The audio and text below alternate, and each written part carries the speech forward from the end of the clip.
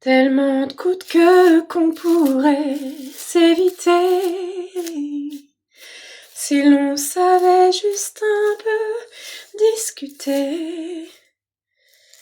Bon, ça c'est l'état de mes cheveux après le nouvel an.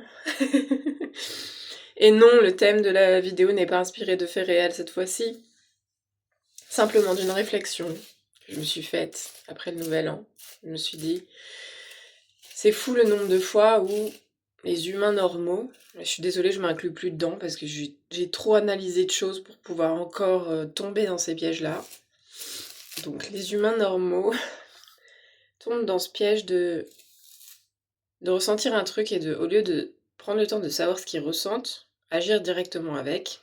Et là, je parle vraiment des coups de queue. C'est-à-dire du crush d'un soir, ou du rapprochement avec un ami, ou du retomber dans les bras.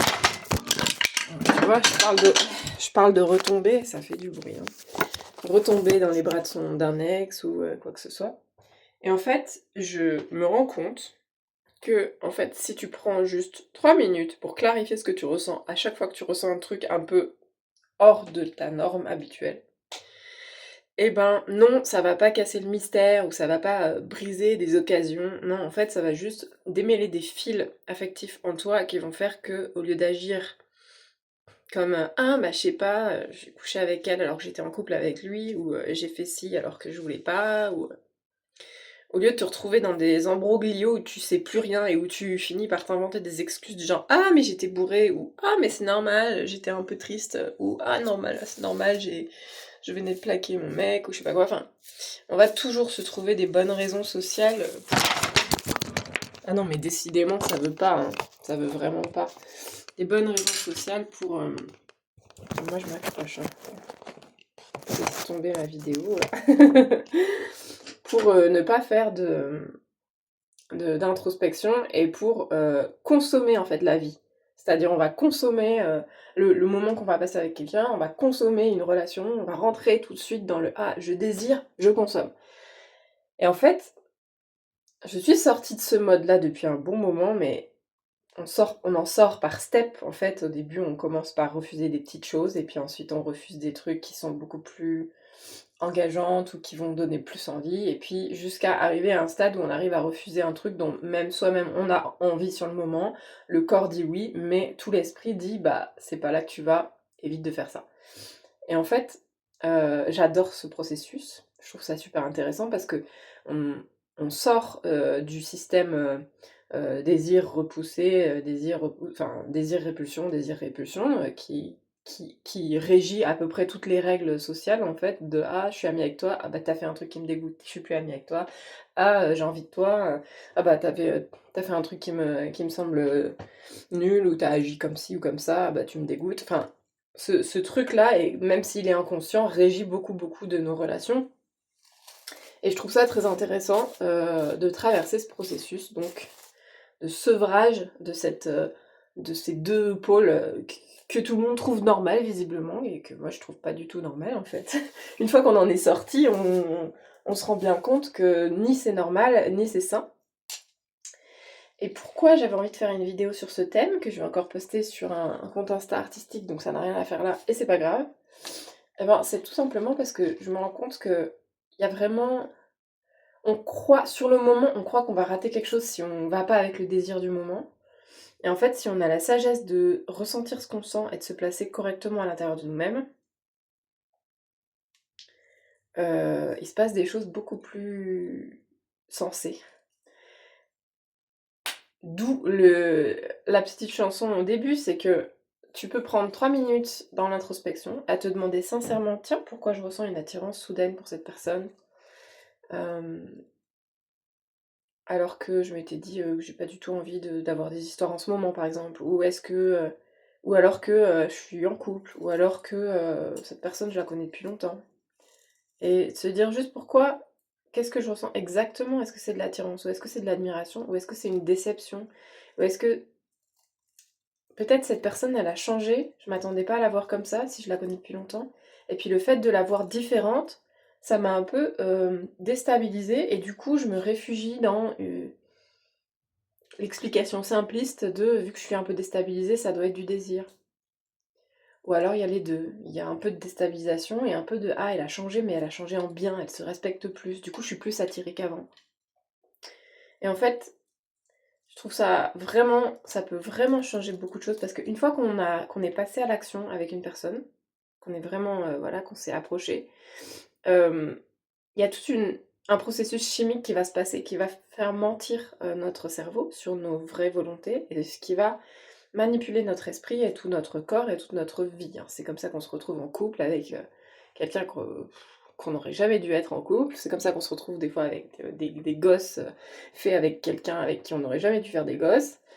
Et c'est tout un processus qui s'appelle le processus de reproduction, donc qui appartient au monde involutif, donc à la race humaine qui se développe par l'ego, par la force et par le fait de se reproduire et de pouvoir perpétrer la race, etc.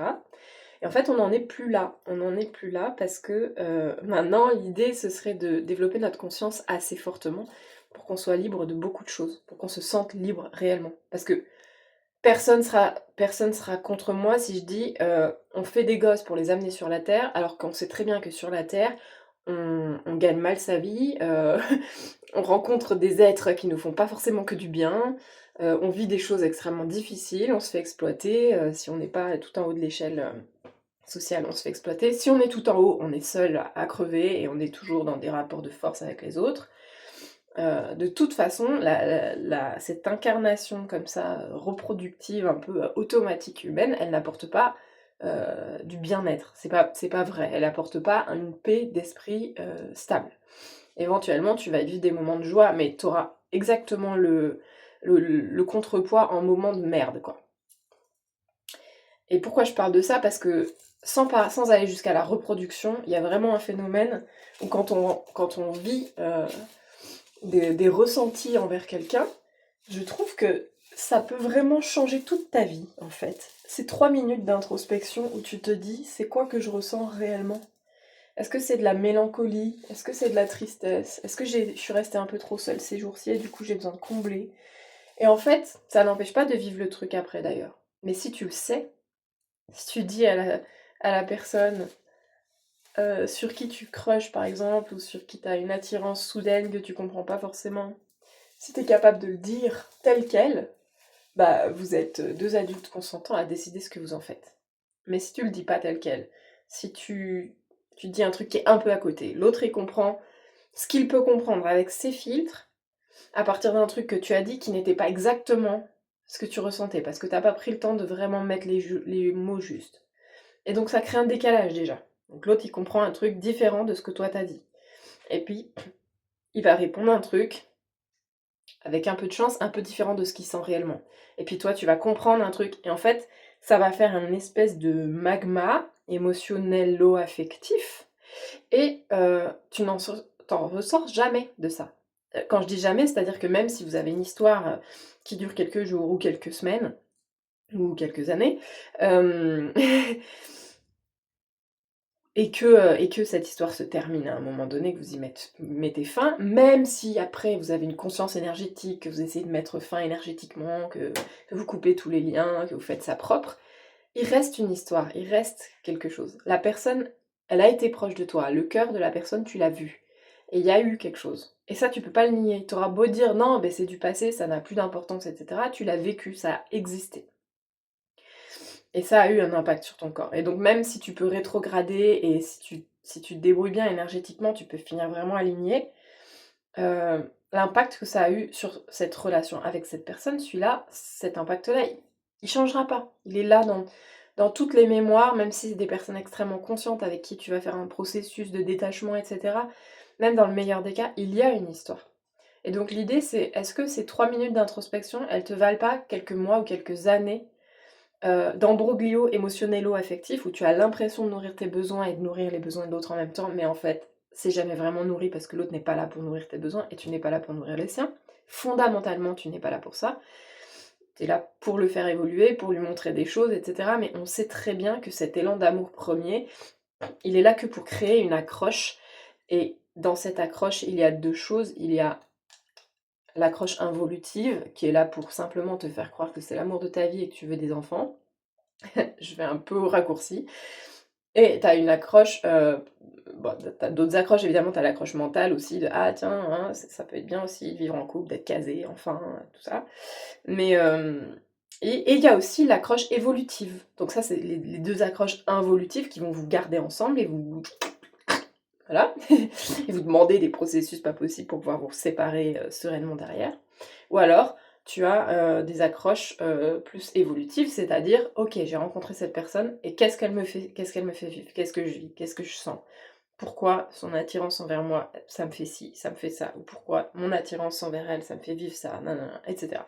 Et en fait, c'est pas de tout mentaliser ou de tout analyser, c'est de prendre un temps pour ressentir réellement et mettre les vrais mots dessus. Parce qu'à partir de cette introspection-là, tu peux choisir ce que tu fais dans ta vie. Et tu peux éviter de passer 6 mois avec quelqu'un avec qui tu rien à faire. Ou de te remettre dans des dramas, psycho-affectifs, desquels tu n'as plus envie d'être. Et puis, ben, on n'est pas des dieux, on est des humains, donc à partir du moment où on step into it, on met le pied dedans, on peut être pris dedans. Et une fois qu'on est pris dedans, on réagit comme n'importe quel humain. Seulement, si tu es un peu conscient, tu peux décider de pas mettre le pied dedans. Tu peux décider de te dire: «Bon, ben, OK, j'ai ressenti une attirance» ou «OK, il y a eu ce truc-là qui s'est passé, il y a eu un petit doute, il y a eu un petit flottement, OK». Ou alors même, il y a eu une énorme attirance et puis j'ai décidé de pas agir. Et de juste observer ce que ça fait, de ne pas agir en fonction de l'attirance que tu ressens, c'est assez incroyable comme expérience. Je sais pas si tu l'as déjà fait, mais voilà. Si tu l'as pas fait, fais-le. Parce que ça change tout. À chaque fois que tu vas mélanger ton énergie, physique et même, enfin, ton énergie vitale en fait, avec quelqu'un, sur un coup de désir, c'est une tentative complètement vaine de ton être, de se compléter à travers quelqu'un d'autre. Il y a rien d'autre en fait dans le désir. Il y a juste: «Tiens, l'autre il a quelque chose que j'ai pas, que j'arrive pas à développer, j'arrive pas à sortir de moi et du coup je suis attirée parce qu'il y a quelque chose qui est très différent de moi». Et vous avez remarqué avec les gens avec qui on se ressemble, c'est vrai, on peut se rassembler, on peut se rapprocher parce qu'on se comprend vite, mais il y a pas forcément d'attirance. C'est souvent la partie de la personne qui ne vous ressemble pas qui va créer une attirance. Donc en fait, quand vous cédez à cette attirance, vous cédez aussi à la part qui dit: «Je ne suis pas entière, je ne suis pas entier, j'ai besoin de l'autre pour me compléter». Et on sait très bien qu'aucun couple sain ne dure sur la durée avec cette croyance: «J'ai besoin de l'autre pour me compléter». On le sait, on le sait. On le fait quand même, hein, on fait quand même des couples, on fait des familles, on fait des enfants, on fait des histoires, on écrit des romans d'amour, mais on sait, c'est prouvé, c'est scientifique, mais c'est aussi alchimique, c'est prouvé, ça fait des lustres qu'on le sait. Ça ne marche pas de penser que l'autre va nous compléter, ça fonctionne jamais réellement. Et si un couple a l'air de fonctionner parfaitement, c'est parfois parce qu'il y a des enfants derrière qui souffrent ou qui font béquille, ou d'autres personnes alentour qui vont donner des conseils par téléphone, et en fait la relation n'est plus entre deux personnes, mais bien entre un magma de personnes, un système entier, qui soutient le couple pour que ça ait l'air de rentrer dans la case couple. Voilà, bonne année. Désolée si ça fait un peu, déchantage, mais c'est comme ça. Enfin, restez pas là si vous aimez pas le déchantage, parce que ici je chante et après je déchante, c'est comme ça.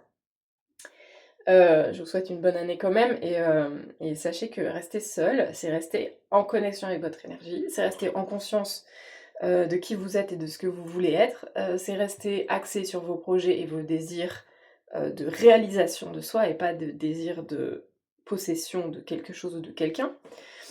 Et ça vous donne une force extrême. Ça c'est comme par hasard les gens qui tombent le moins malades, c'est comme par hasard les gens qui vont, vivre le plus longtemps, c'est comme par hasard, et là je parle surtout des femmes, c'est ça aussi, c'est scientifiquement prouvé pour ceux qui aiment les études, heu, que les femmes qui restent, seules, vivent beaucoup plus longtemps que les femmes qui sont, mariées avec des enfants. Bon voilà, un petit topo pour vous dire, ne pas céder, à ces états d'âme, pendant la pleine lune, c'est aussi se rendre un grand service. Des fois, on a l'impression que du coup, on va rien vivre du tout, qu'on va dire non à tout. On se dit: «Ah bah, si je dis non à ça, si je commence à dire non à ça, je vais dire non à tout». Ben ouais, peut-être. Mais en fait, vous dites pas non à tout, vous dites non à toute une étagère, qui vous correspond plus, à toute une forme d'histoire, énergétique, dans lesquelles vous n'avez plus à mettre les pieds parce que, bah, c'est plus le moment, en fait. C'est plus le moment de penser qu'on va se reproduire ou de penser qu'on va trouver quelqu'un qui nous complète à vie. C'est le moment, de se recentrer sur soi et d'aller dans son propre chemin. Ça n'empêche pas les rencontres, mais c'est à travers votre propre chemin réel que vous rencontrez, que vous échangez. Et ça n'a absolument rien à voir avec l'idée de «Ah tiens, je vais crusher sur quelqu'un, je vais vouloir cette personne, et puis du coup, une fois que j'aurai couché avec elle, bah, je voudrais un peu plus, parce que forcément, on veut un peu plus». Et en fait, c'est la pente glissante. Pas dans le bon sens du terme. Bonne année.